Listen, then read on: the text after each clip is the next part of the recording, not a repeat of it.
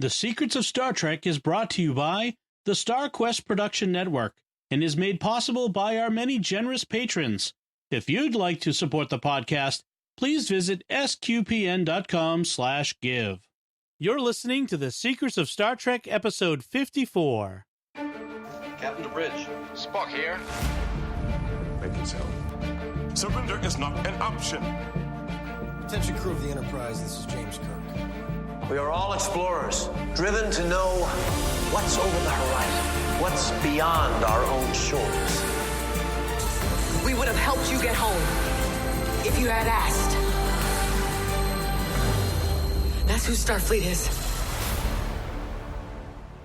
Hi, I'm Dom Bettinelli, and you're listening to The Secrets of Star Trek, where we discuss the hidden layers and deeper meanings found in all the Star Trek TV series, movies, and more. And today we're discussing The Next Generation's The Naked Now. And joining me today on the panel are Father Corey Stika. Hi, Father Corey. How's it going? Very well. And Jimmy Aiken. Hi, Jimmy. Howdy, Dom. Remember to like The Secrets of Star Trek on Facebook, where we're at facebook.com/StarQuestMedia, and retweet the show on Twitter, where we're at SQPN. And please leave us comments and let us know what you think of the podcast and any of the episodes and the topics we discuss. We love to have your comments and feedback, and we love to share it in the show, make it part of our conversation. So thank you very much. And your sharing of the show helps get it out to more people and helps the audience grow. So we thank you very much for that. So this is The Naked Now, which is a somewhat infamous episode of The Next Generation. It may be one of the least popular of all episodes. And it's the first one after the pilot. Yes, which is a very unfortunate thing. And let's talk a bit about some of this outside the story discussion. This is based on a plot from the original series episode, The Naked Time.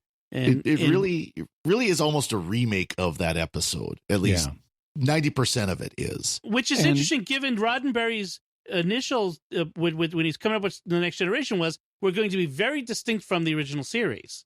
We're not going to retread that.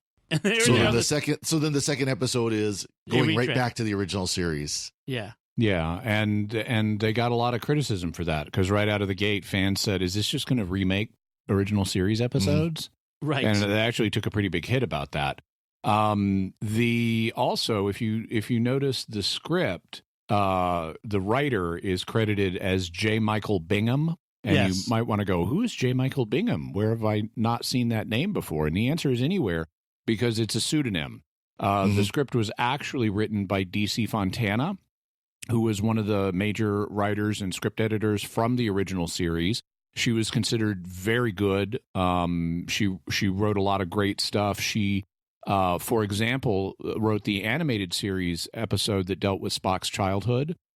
She also wrote, if I recall correctly, Journey to Babel, that introduced Spock's parents. She was considered really a good writer and script editor from the original series, and Gene Roddenberry brought her and David Gerrold, who wrote The Trouble with Tribbles, on as writer-producers for The Next Generation, and they both quickly left because they couldn't deal with Gene Roddenberry anymore. And this is an example of that. She later talked about how this was developed and why she took her name off it. And she said, quote, "While the script was given a good reaction by almost everyone, the Roddenberry pattern of dealing with scripts befell it. After a staffer turned in the official second draft of a script, they were not allowed to touch it again. No matter how good a script appeared to be, it would be rewritten by Gene Roddenberry. If possible, scenes of sexual content would be inserted into the script. When two such scenes were put into The Naked Now, in addition to other scenes which I felt debased the female characters of the series, I put my sentiments into a frankly worded memo of comment on the script. My comments were ignored." And so then she had her name. She activated a clause in her contract as a writer that said she could take her name off of it, which is why it's credited to J. Michael Bingham. Also, I found in researching this episode a comment from Will Wheaton, who is prominent in this episode. And he says, "The Naked Now has some genuinely funny moments, but it was only the second time that audiences had seen us after, Encounter at Farpoint. And this episode was not the best way to introduce the audience to a new show with a new cast, especially when we all knew we were standing on the shoulders of giants. And really, this would leave a sour taste in the mouth of fans of the original series, seeing these characters who you don't even know and don't like yet. And you're comparing them to the beloved characters, and they're delivering just cringeworthy lines that are supposed to be funny but aren't. I thought it was interesting that this episode, like the first episode after the pilot of the original series, The Corbomite Maneuver, which we just reviewed, this is also a bottle episode. So there's not a lot happening outside of the ship. It's all focused on the ship and the interaction of the characters on board it. And wow, this does not stand up to the Corbomite Maneuver. No. Well, and in preparation for this, I watched The Naked Time, which is the original series episode, which I'd never seen. Oh, really? And it is so completely night and day. The original Naked Time episode is a very good episode, very well done. I didn't realize, I was telling Dom before we recorded that I didn't realize that's where the Sulu doing the foil through the decks of the Enterprise without a shirt on, that's where it came from, was that episode. You know, things like that. Although in that episode, we do have Lieutenant Bailey, who's drunk on space carbohydrates, singing Irish stuff through the intercom as he's system. Locked him out of the... That's really pretty. And it's also the same plot point we have here where Wesley is taking control of engineering. But that was pretty cringeworthy for me. That was fairly cringeworthy. But as a whole, The Naked Time was a much, much, much better episode. In comparison. You know, that when DC Fontana talks about episodes, you know, stuff that debase the female characters, I mean, keep in mind, every time when there's someone coming on to someone else, it's a woman. It's a woman coming onto a man. Like, I mean, Gene Roddenberry's psychology is working itself out pretty clearly here in this episode.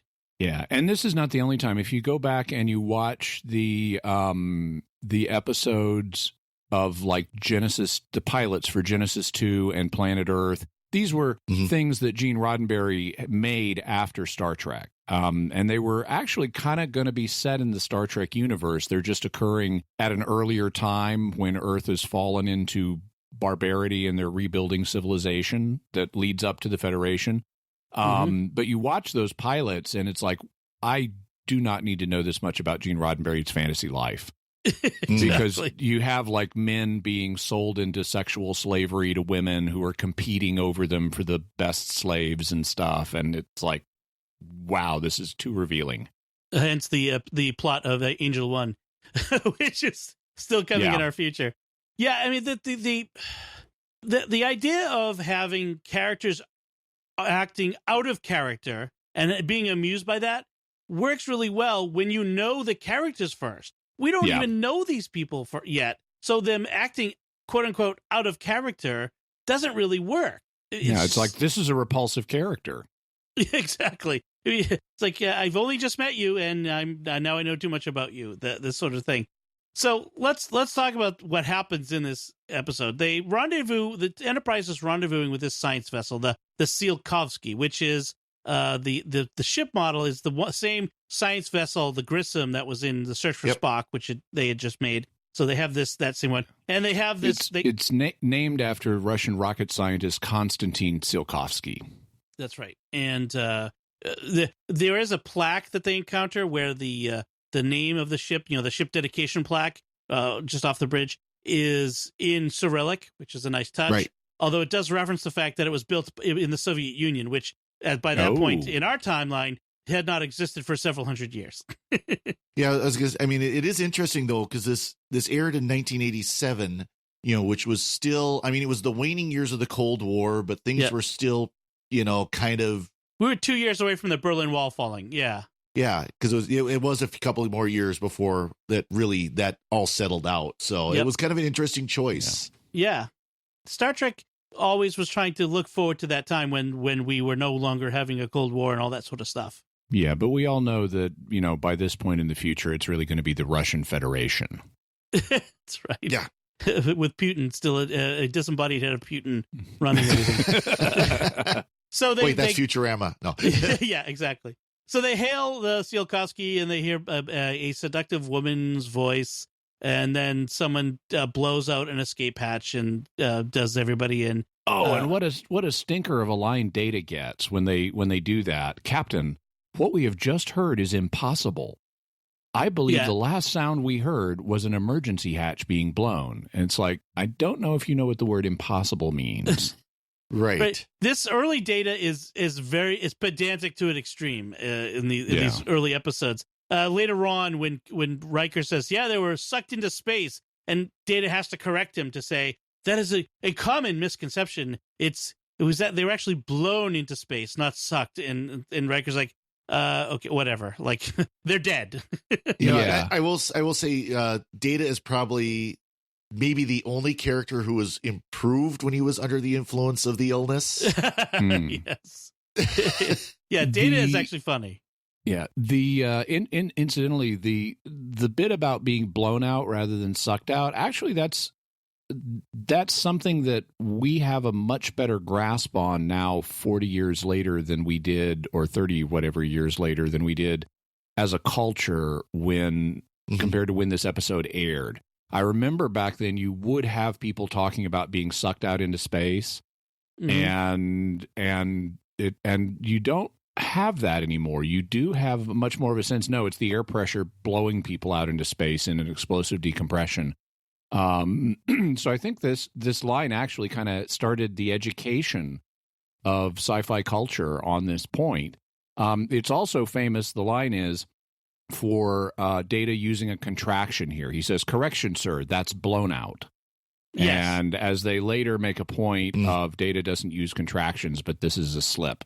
Yeah. In the first episode, Data says he doesn't use, but yet he throughout this first season he uses contractions. They abandoned that eventually just because poor Brent Spiner cannot manage to get rid of all of the contractions. Also, I thought it was a mistake to ever point that out on screen. What I would have done as a writer is say, okay, we're going to write the scripts to where he never uses contractions, and it's just going to be a subliminal thing about the way he talks that we're never going to call attention and to. Let's see if people actually catch it. Yeah. So they've beamed over to the Tsiolkovsky. So it's Riker, Yar, Geordi, and Data. They've beamed over, and they're looking around. Someone has turned the environmental controls way down in a certain part of the ship where everything's frozen. And Geordi finds a bunch of frozen naked people in someone's quarters. And then the only person wearing clothes is the one in the shower. Right, and they fall. Geordi catches the body as they fall, and we know he's infected because we get the infection sound effect, which we will hear throughout the episode. Yeah, which is a carryover from the original episode, by the way. They did that same sound effect. Okay. In the original episode. It makes me think of itching. It's like, Yes. because they look at their hands when you hear the sound effect where they've just touched the site of the infection, and you hear this sound effect, and it makes me feel like their hand must be itching. And, there's all these like weird, awkward touches now from the rest of the episode where people are touching others in awkward ways that no one ever touches anyone. I needed to get your attention, so I'm going to brush my hand against my coworker's cheek. No, we don't do that. That's not a thing. Yeah. Nobody does that. They can't even use doorknobs because the doors open automatically. Exactly. So what they could do is like have someone put their hand on a table and then someone else puts their hand on that same spot and you hear the noise, but they don't do that way. They have awkward touching instead. Yeah, because apparently it could only be passed skin to skin. That's the only way that it's getting transmitted, not from secondary surfaces. I gather. So I don't think that makes any sense, but it doesn't. But I think that's how they do it. Well, they do explain it that it's passed by perspiration. Right.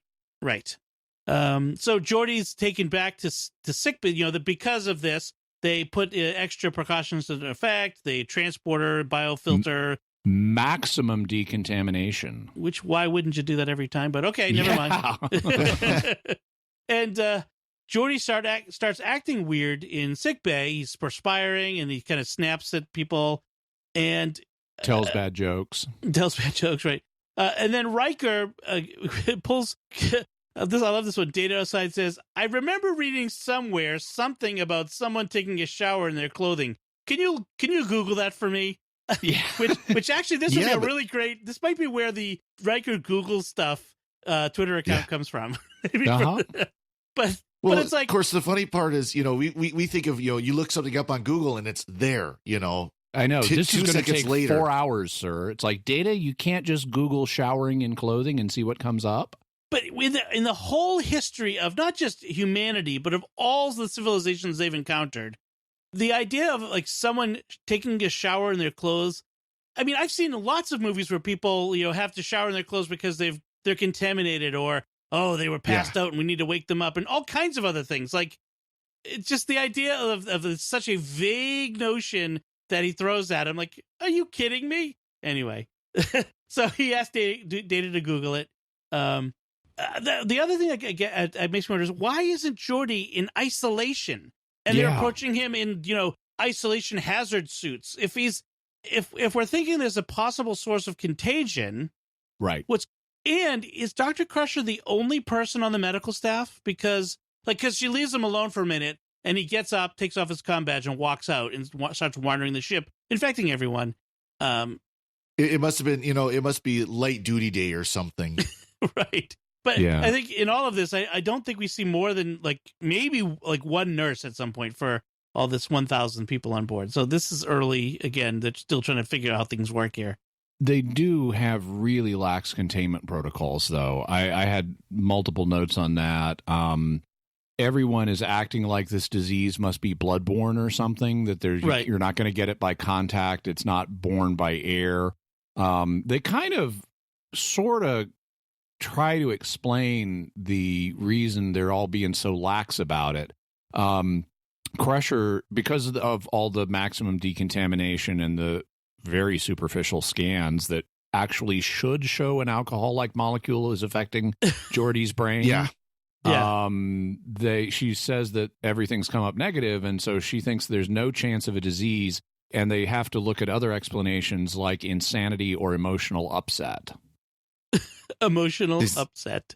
Yeah. He's emotionally upset, and now he is obsessed with seeing like an ordinary human being. That must be it.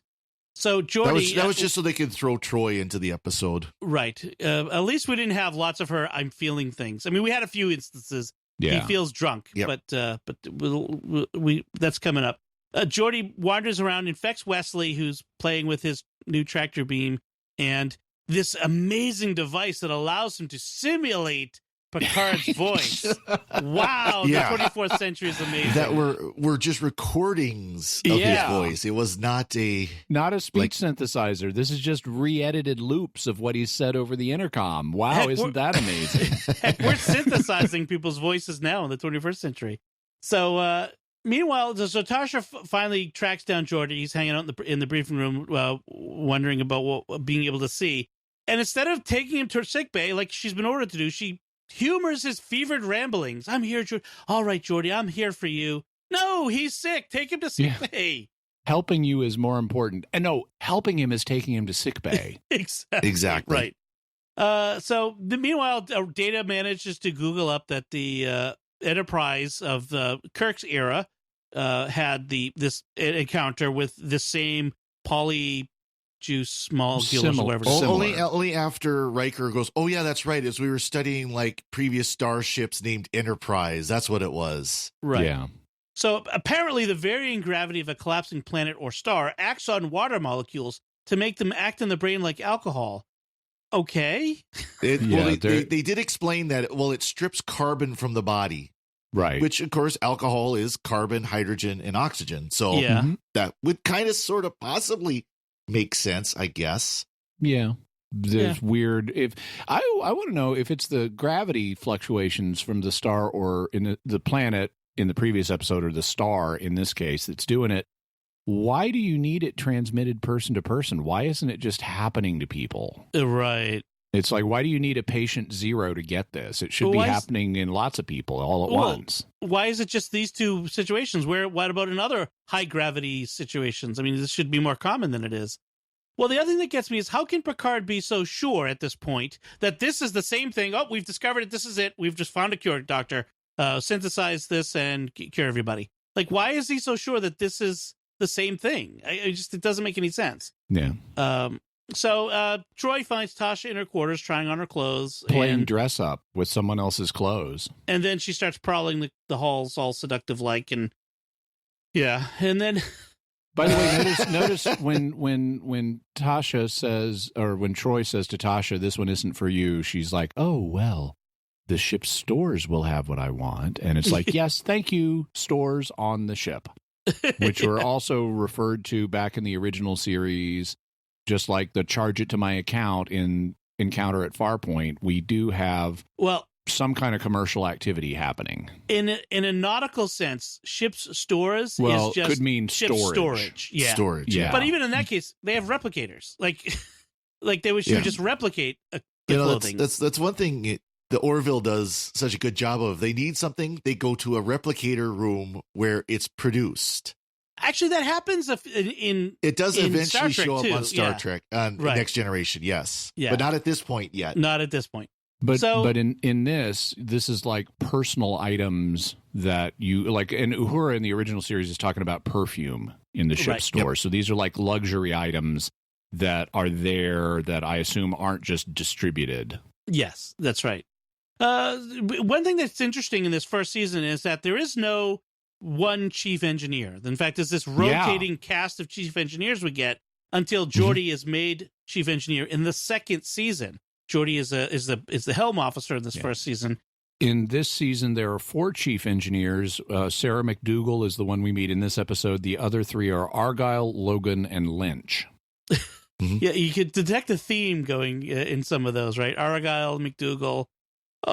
We miss Scotty so. And apparently, by the way, there's a chief engineer and an assistant chief engineer, and that's it. That's the entire... Just like medical has one doctor, we have 2 engineering staff because Wesley lures the chief engineer, deceives her into going to the bridge to report to Picard, and then deceives the assistant chief engineer to go to medical, and they have to leave him in charge, the kid, of the engines. Like, what? Of everything, yeah. Despite the all the extras milling around outside the engineering control office, whatever that is. And then Wesley, who's sick, takes over the ship because, Wesley. As you do. And the training class, one of the crazy things happening is that the training department has ordered up classes on metaphysics, which actually I think is not crazy. I think that's a great idea. I think they should all be taking classes on metaphysics. By the way, I have a note at about this point in the episode that where the episode really starts to get bad is at about the 18 to 20 minute mark. This is kind of in a way, it's kind of like Love and Monsters from Doctor Who, where it becomes bad at a certain point. But before that, it's actually not that bad. Yeah. And I think it's about the 18 to 20 minute mark where this episode just falls off a cliff in terms of badness. We know exactly which scene that is, right? This is the infamous. It falls off the cliff at the infamous Data Tasha scene. I mean, let's be honest. I think. Oh no, I that's think more like when it's banging on the cliff on the way down. No, that's the bottom of the cliff. I think it's when Wesley took over engineering. Yeah. This scene we're talking about right now is when that car was going along nice and smooth, and all of a sudden it hit the end of the road. Yep. Yeah. And there were even bumps before that. Like once they figure out it's an alcohol-like molecule is affecting people's brains. Picard makes a reference to someone having a snootful, and Data gets inquiry, sir. Snootful? Information. Come on, guy. You're a walk-in Wikipedia. This is just bad writing, right? To show us you're a robot, right? Exactly. Yeah, Data has like such weird gaps in his knowledge. Again, in this early. I think that was. I think that was an intentional idea that he's this super incredible android, but he hasn't learned the intricacies of being human. But it just comes across so bad. Yeah. And he hasn't learned this stuff in the 25 years he's been in Starfleet. Right. Exactly. So do we need to talk about this scene between Data and Tasha? Can we just we do. Okay. So because it's just so uncomfortable and so obvious, like the sexual references are just so so Data comes to Tasha's room, and she is all dressed seductive, what is apparently meant to be seductively, but she's got this Brill cream in her hair that makes it look really icky. It ruins the whole thing. It does. Yeah, and she's as she's seducing Data, she's talking about rape gangs on her homeworld, and it's like, this is just really uncomfortable. Yeah, and then she says, "Oh, by the way, we haven't mentioned yet, but it's also become apparent that Data can fall to this as well because of his biology, quote unquote, how his systems are built, that which this is compound nuts. can affect his positronic brain." Yeah, and that's totally nuts. They bring this out in a big way in a scene we're coming up on, but Tasha is trying to seduce Data, and she's like, "You are fully functional, aren't you?" Mm. And then he says, "Multiple techniques, a broad variety of pleasuring." And it's like, gah! This is awful. This is just awful. The second episode of the series. Let me just throw that out there again. This is the second episode of the series, and they're doing this. By the way, is there any wonder why most people, when they say, if you're going to start watching Star Trek Next Generation, start with season 3? Yes, or at least season 2, but don't start with these episodes.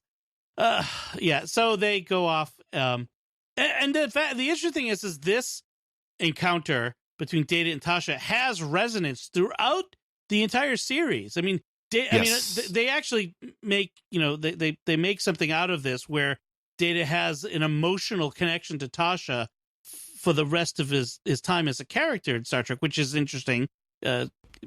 So it's you're making something out of this awful scene. Yeah. So then Deanna shows up in engineering because she's infected and calls Will Riker Bill for some reason. He's never called Bill ever again by anyone. This is the time. And she's, all whatever with him because she's trying to seduce him and talking about wanting. She has now gotten turned on by the fact she's feeling everybody else's stuff, right? And it's affecting her now, which is a common trope with her, where she's kind of the victim of the emotions around her in these early episodes. Yeah. And so since other people are getting aroused, now she's getting aroused, and she wants to seduce Riker, and she's talking to him again. It's so creepy, talking about, don't you want to be alone with me and have me in your mind and stuff? And it's like, yeah. And then he carries her to sick bay, which means he gets infected, and he touches Crusher with that weird, like, I'm getting your attention by touching your neck thing, which I'm not sure why. Yeah. And then Crusher goes, "You touched her. Oh God, you touched me." And she's like, "Yeah, I would react the same way if Will Riker touched me too." "Oh, you touched me." So she's infected. Picard, meanwhile, is trying to reason with Wesley, who's calling himself Acting Captain Wesley Crusher because he's taking control and turned he's so smart. He's turned his tractor beam into a repulsor beam because Starfleet has never had a repulsor beam before. Like, what? Why is this somehow interesting? Or force field or something? Did Starfleet not have repulsor beams or deflector beams before? So what Wesley has essentially done is he's used his tractor, now repulsor beam, as a force field to keep people out of engineering. And it's just him and the assistant engineer in there who's come back and is now space drunk and is ripping the isolinear chips out of the warp drive. Yep. And That's just right. playing with Apparently them. Wesley's reversed the polarity of the neutron flow. Yes, exactly. And so Picard is trying to reason with Wesley, and then we have Crusher come to Picard to his ready room, and she's trying to maintain control, but is now attracted to Picard, and he's apparently been infected somewhere along the line, so he's losing control too. Yeah, but we never see how he gets infected unless it's when she touches him and he's under the influence really fast. Well, as the episode goes on, the reactions start much, much quicker. Except for Riker, who apparently resists falling under its influence for a long time. Towards the end, he starts showing it. But yeah, it's not. But there's some of them where it's like instant. Yeah, I have in my notes, Riker, more immune than others, must be able to hold his liquor. So apparently he's been practicing for this. That's what it is. Riker is a big drinker. That's what it is. I can believe that. That's good writing. I would agree with that 100%.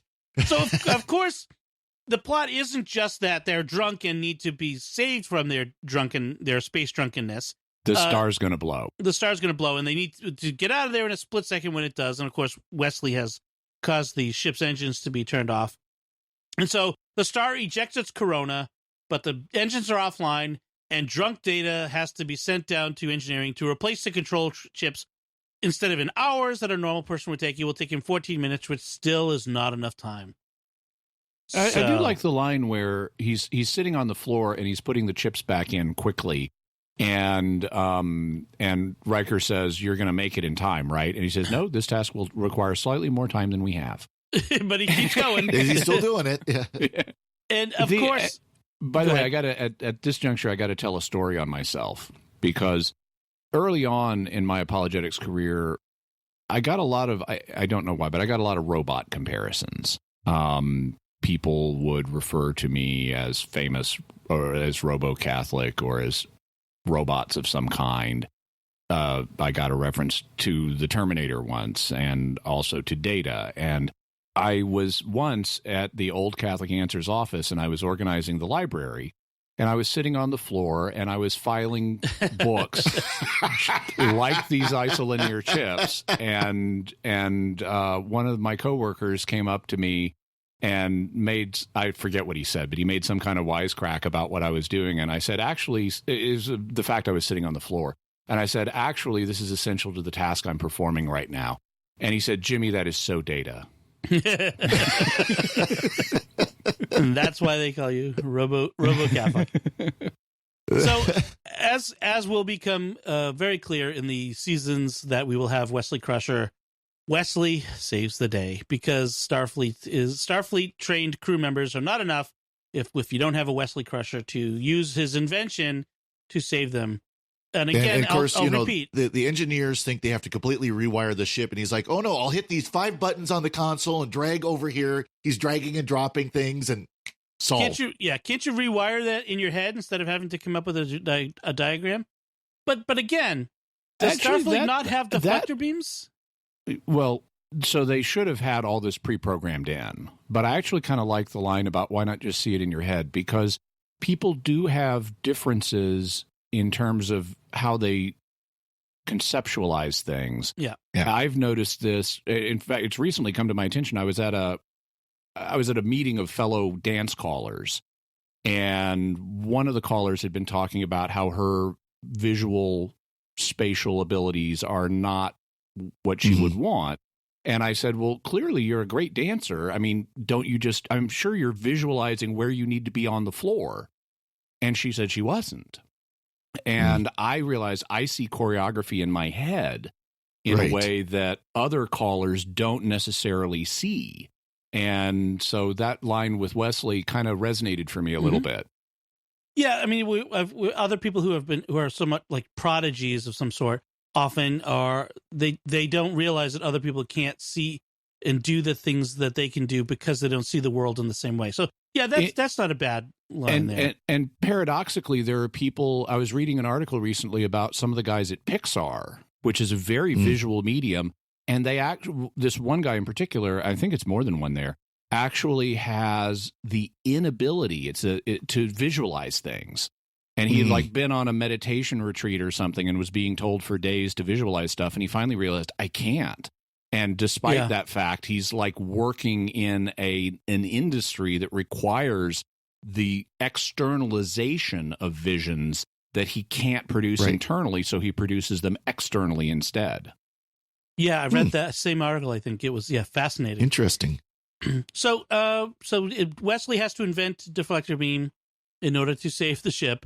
They end up destroying the multi-billion credit, whatever, starship in order to save the Enterprise, which is fine. It's an old ship. It dates back to the time of Kirk and all that. So it's been used and abused. It's not needed anymore. It's had a good run.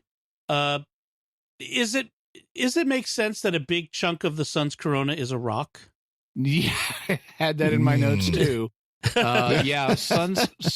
surface of a star, which is what we've been told is being blown off, is not like the surface of a planet. It's not made out of rocks. Yep. Okay. It would be a wave. It'd be like a shock wave is what it would be. Yeah, Plasma it'd be wave, a plasma wave or something. Yeah, I thought I'd check. I want to make sure I wasn't off base on that one. Then after the resolution of everything, they're saved. Everybody's feeling better now. Everybody's suitably embarrassed by their behavior. Back on the bridge, Yar turns to Data and just kind of says, "It never happened." And poor Data seems bemused and sort of hurt. Even it seems a bit cold on her part. I mean, especially since it's her fault. It's kind of her fault. She wasn't in control of her faculties, but still seemed a little cold for her. And then Picard has the final line. He says, "I think we shall end up with a fine crew if we avoid temptation." And I'm like, what does that even mean? I don't even understand this line. It's going to be the Love Boat in space. That's what he was trying for. Well, avoid temptation, you were under the influence. I don't. What kind of irritated me, it's like, okay, so apparently the only response you have when you get intoxicated on alcohol is sexual? Right, because that's apparently there was where most nothing people else. We're really lucky nobody on the Enterprise was an angry drunk. Yeah, where's that? Well, and you go back again to the TOS episode. You've got Sulu kind of is an angry drunk because he wants to be an 18th century sword swashbuckler with the sword, swashbuckling pirate. You got that O'Reilly who takes over. He's the Wesley Crusher of that episode. Takes over the ship and starts singing. He's the happy singing Irishman. There are no Italians or Germans on board, apparently. So it's just like, okay, they didn't have the whole gamut of people. You didn't have the person who was just kind of that happy drunk who just sits there, right? Or the mean drunk who wants to start a fight with everybody. Yeah, yep. They missed so much. They could have had so much fun with that episode, and instead you had Gene Roddenberry and his fantasies. Apparently, yeah. I didn't mind. So we didn't mention, but I really of all of the people's reactions, and we kind of mentioned a little bit, was Data's the way Data was acting on the bridge with Picard and Worf. Apparently, Worf was immune, by the way. Someone was. Well, he, speaking of can handle your alcohol, he's a your Klingon. blood wine. They drink blood wine for breakfast, lunch, and dinner. So but Data's slapstick was amusing. I have to say, that was pretty good. You know, Brett Spiner had to enjoy that part at least. Yeah, I like the Shakespeare reference in there. Because what he says now, Picard says to him, "Data, intoxication is a human condition. Your brain is different." And I'm going, and how? It's got blinking lights in it. It's made out of metal. Yeah. We see it in later episodes, and there's no way alcohol is going to affect this thing except maybe to clean it. And so the idea of Data going under the influence of this is just ridiculous. But they haven't established at this point just how different Data is. So it's, kind of a piece of its time. But then Data replies by saying, "We are more alike than unlike, my dear Captain. I have pores. Humans have pores. I have fingerprints. Humans have fingerprints. My chemical nutrients are like your blood. If you prick me, do I not leak?"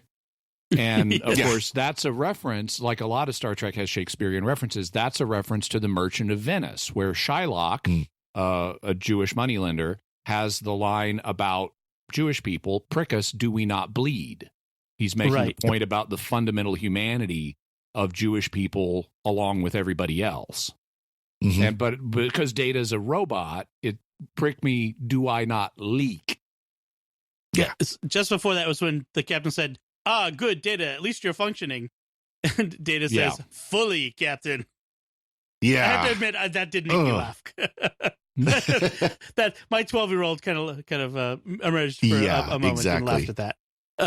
But it's kind of the smug way he said it, which was the amusing bit. Right. So again, kudos to Brent Spiner. Any other notes on this episode? Can we leave this one behind and move on to the rest of Star Trek? Father, do you have any? I have a few. Nope. Okay. So this is early in Wesley's character arc. He's not allowed to go on the bridge yet, which is, something we're unfortunately going to have to revisit in future episodes.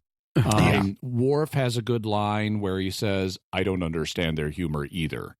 Which is a good line, but also doesn't fit with him growing up in Russia. He should be very familiar with human humor. Well, Russian humor, at least. There's that.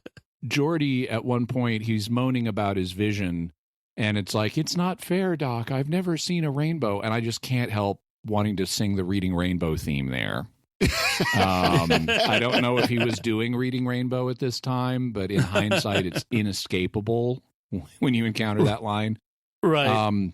Riker, early on, when he's down in engineering, is very dramatic and says, if he doesn't get this situation dealt with, we're all going to be dead, implying that he's realized the star's going to collapse. But Picard does not act like the star is about to collapse when he's talking to Wesley. Wesley straight up says, "Ooh, you want something done? Just tell me and I'll do it." How about, okay, Wes, move us a light year away from this star. And that would have taken care of things right there. Also, as soon as Crusher is like, "You touched her. Oh, now you've touched me. Okay, let's get on the intercom and tell people not to touch each other." And that'll limit the spread of this thing. Everybody go to your quarters if you're not on, in an emergency area doing emergency data. Everybody get out of the corridors and don't encounter anyone. Yes. And then there's just tons of bad writing in this. Like when Crusher, and some of this is okay. When Crusher goes up to the captain to talk to him in the ready room, and the two of them are alone, she's mentally disoriented and she's saying, like, right now, I just want to, of course, we don't have time for that sort of thing. And that's actually a pretty well-delivered line. But then Picard says, "What sort of thing?" It's like, are you totally clueless to everyone around you?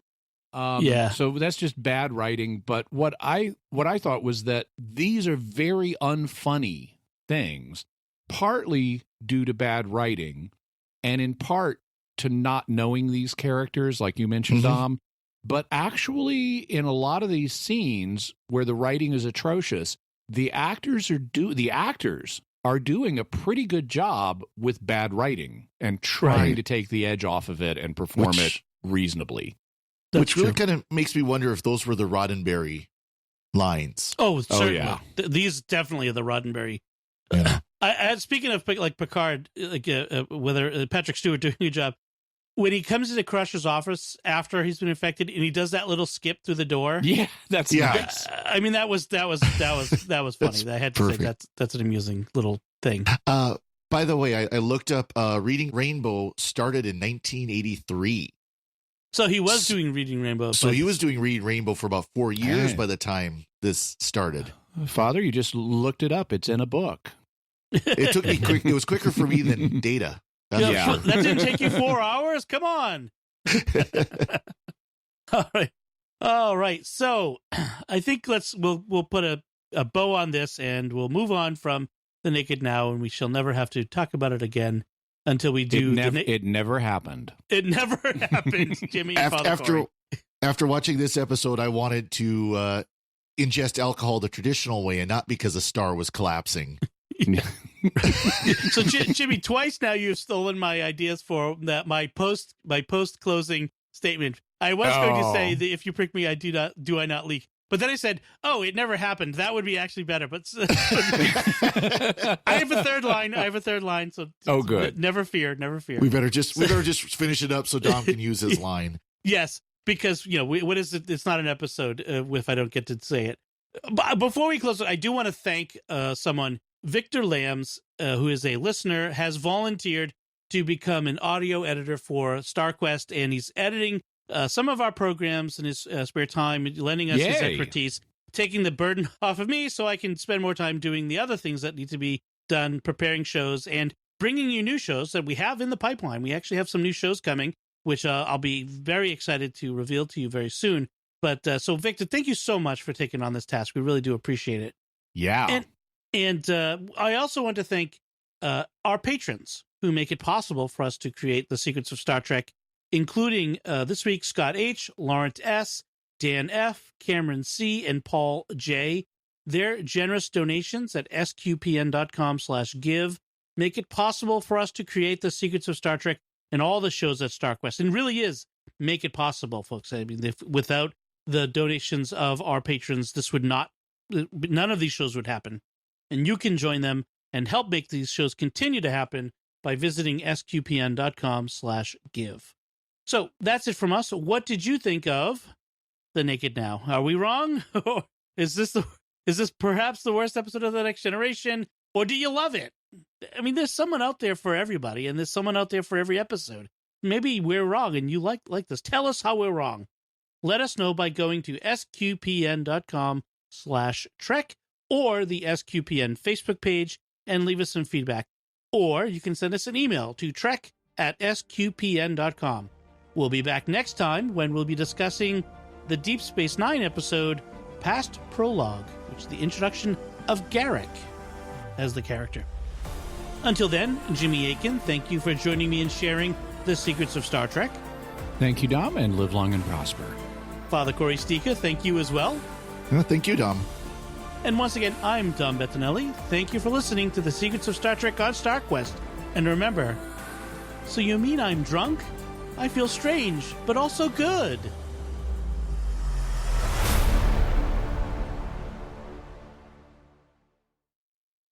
We shall never speak of this again.